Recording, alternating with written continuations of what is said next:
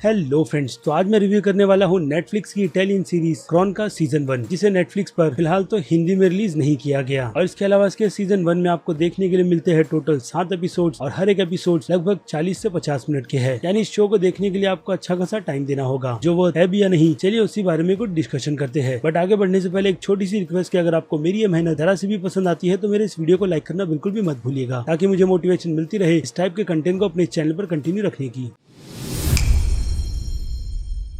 खैर, तो अब आगे बढ़ने से पहले बात कर लेते हैं क्रॉन सीरीज के प्लॉट की छोटी सी डिटेल्स के बारे में कि ये सीरीज हमें बता क्या रही है। प्लॉट की डिटेल में कहानी फोकस करती है एना के कैरेक्टर पर, जो 17 साल बाद अपने होम टाउन क्रॉन रिटर्न आई है, वो भी अपने 2 ट्विन बच्चों के साथ, जिनमें से बहन का नाम है डेरविन और भाई है मेरॉन। लेकिन इस टाउन में आते के साथ में ही एना लापता हो जाती है, जिसके बाद दोनों भाई बहन अपनी माँ को ढूंढना शुरू करते हैं, जिसे ढूंढने के चक्कर में उन्हें उनकी फैमिली की बैक स्टोरी पता चलती है, जो काफी ज्यादा डार्क है। तो अब इन्हीं सभी डिटेल्स को जानने के लिए आपको देखनी पड़ेगी नेटफ्लिक्स ये सीरीज क्रॉन, जिसे मैं सिंपली कहूँ तो मेरे हिसाब से ये सीरीज अगर आप स्किप भी कर दोगे तो कोई फर्क नहीं पड़ेगा। जी हाँ, क्योंकि इस सीरीज को बनाया ही कुछ इस तरीके से गया है, जिसके स्टार्ट के 2-3 एपिसोड देखकर आपको ऐसा लगता है कि आप एक अच्छी सीरीज देख रहे हो नेटफ्लिक्स पर, लेकिन उसके बाद ये सीरीज पूरी तरीके से ड्रैग होने लगती है, यानी कि आपको काफी ज्यादा बोर करती है। और अगर चीजें बोर होने लगी तो डेफिनेटली लोग उन चीजों को स्किप करते हैं। लेकिन अगर आपने इस सीरीज को देखने का मन बनाया है तो मेरे हिसाब से मुझे लगता है आपको किसी भी तरीके से इस सीरीज को पूरा करना चाहिए। बट मैं ये बात भी दावे के साथ कहता हूँ कि एंड का एपिसोड आपका दिल जरूर तोड़ेगा। यानी कि जिस तरीके से शो को बिल्ड किया गया था, काफी मिस्ट्री में डालकर, काफी थ्रिलर मिस्ट्री में डालकर, उन चीजों को स्टार्ट के 2 एपिसोड्स तक अच्छी तरीके से बिल्ड किया गया था। लेकिन बाद में इन चीजों को इसके 6th एपिसोड तक कंटिन्यू रखा गया, यानी स्टोरी पे स्टोरी हमारे सामने बस लाकर डाल दी जा रही थी, और फिर अचानक से इसके आखिरी एपिसोड को एक अलग ही पॉइंट पर ले जाकर खत्म कर दिया गया। और यही नहीं, इसके अलावा आप इस सीरीज को देखते वक्त काफी सारी अच्छी फिल्में और कुछ शोज को भी बहुत ज्यादा याद करोगे, क्योंकि उन सभी को मिलाकर नेटफ्लिक्स की तरफ से इस इटालियन खिचड़ी को बनाया गया है। और यही शो की सबसे बड़ी डिसअपॉइंटमेंट है। यानी अगर देखा जाए जिस तरीके से कैरेक्टर्स को बिल्ड किया गया था इस सीरीज में बहुत अच्छी तरीके से, और उसके बाद एक एक कैरेक्टर्स की बैक स्टोरी को इस सीरीज में दिखाया जा रहा था, वही चीज हमें कहीं ना कहीं बोर कर रही थी। लेकिन फिर भी मैं कहूंगा इस सीरीज की कैरेक्टर डेवलपमेंट बहुत ज्यादा अच्छी है। खास करके भाई बहन का प्यार इस सीरीज में बहुत अच्छी तरीके से दिखाया गया है कि ये दोनों एक दूसरे को कितने ज्यादा समझते हैं। इसके अलावा परफॉर्मेंस भी इस सीरीज में सभी कैरेक्टर्स की ठीक ठाक है। और अगर शो की बीजीएम की बात करें तो शो का बीजीएम डिसेंट है। और डायरेक्शन के बारे में तो मैंने आपको बता ही दिया है कि इस शो को देखते वक्त आपको काफी सारी अच्छी फिल्मों की याद आती है। और हाँ, एक और इम्पोर्टेंट बात, ये सीरीज बस एक सिंपल सी मिस्ट्री थ्रिल सीरीज है, ना कि हॉरर। तो हॉरर के कॉन्सेप्ट को अपने दिमाग में से निकाल ही दो तो काफी ज्यादा अच्छा होगा इस सीरीज से रिलेटेड। क्योंकि अगर आप इन चीजों को ध्यान में रखकर नेटफ्लिक्स की इस सीरीज को देखोगे तो बुलबुल की तरह ये सीरीज भी आपका हॉरर के लेवल में दिल तोड़ देगी। तो चलिए इस सीरीज की बाकी डिटेल्स में इसकी रेटिंग के टाइम पर डिस्कस कर लेता हूँ, जिनमें अगर मैं बात करूँ इस शो के एक्शन की, तो एक्शन के लिए मेरी रेटिंग रहेगी 5 में से 1 स्टार की, और कॉमेडी की रेटिंग 5 में से 0 स्टार की रहेगी, जो कि इस सीरीज में है नहीं। इसके अलावा ड्रामा, हॉरर और सस्पेंस की बात करूं तो इन तीनों ही कैटेगरी को मैं 5 में से 1.5 स्टार की रेटिंग दूंगा। जी हाँ, 5 में से 1.5 स्टार की रेटिंग, वो भी सिर्फ और सिर्फ इसके काफी लेजी प्लॉट को लेकर, जिसे देखते देखते आपको बहुत ज्यादा नींद आती है। और इसी के चलते मैं इस सीरीज को एक ही बार में बैठकर पूरा कंप्लीट नहीं कर पाया। बट फाइनली मैंने इस सीरीज को कंप्लीट कर लिया और रिजल्ट आपके सामने है। और इसके अलावा सस्पेंस की बात करें तो सस्पेंस सीरीज का हमारे सामने ऐसे लाकर रख दिया गया है जो आने से पहले ही हमें पता चल जाता है कि सीरीज में एक्चुअल में सस्पेंस है क्या। जी हाँ, और हॉरर की रेटिंग मैंने इसके थ्रिलर मिस्ट्री एलिमेंट को देख कर दिया है। और अब बात करें मासेस ऑडियंस की, तो मासेस ऑडियंस की नजर में शो की रेटिंग सीधे सीधे B- की बनती है, क्योंकि ये शो मासेस ऑडियंस के लिए बिल्कुल भी नहीं है। और उसके अलावा बात करें क्रिटिक्स की, तो क्रिटिक्स की नजरों में शो की रेटिंग बनती है C+ की। और आ जाए मुझ पर तो मैं इस शो को सीधे सीधे रेटिंग दूंगा C की, क्योंकि ये शो यही डिजर्व करता है। खैर, तो ये थी मेरी राय नेटफ्लिक्स की सीरीज क्रॉन को लेकर। तो अब अगर आपने शो को देखा है तो आपकी क्या राय है शो को लेकर, उस बारे में मुझे कमेंट करके जरूर बताइएगा कि नेटफ्लिक्स की ये इटालियन सीरीज आपको पसंद भी आई है या नहीं। और इसी के साथ साथ अगर आपको मेरी ये मेहनत जरा सी भी पसंद आई है तो मेरे इस वीडियो को लाइक करना बिल्कुल भी मत भूलिएगा, ताकि मुझे मोटिवेशन मिलती रहे इस टाइप के कंटेंट को अपने चैनल पर कंटिन्यू रखने की। और हाँ, इसके अलावा अगर आप मेरे चैनल पर नए हैं तो मेरे चैनल को सब्सक्राइब भी कर लीजिए, और लगे तो इस बेल आइकन को भी क्लिक कर दीजिएगा। इससे होगा ये कि मैं अपने चैनल पर जब भी कोई नई वीडियो अपलोड करूंगा आपको उसकी नोटिफिकेशन सबसे पहले मिलेगी। इसलिए लाइक, सब्सक्राइब और बेल आइकन को क्लिक करना बिल्कुल भी मत भूलिएगा। तो चलिए अब मिलते हैं आपसे अगले वीडियो में, तब तक के लिए बाय।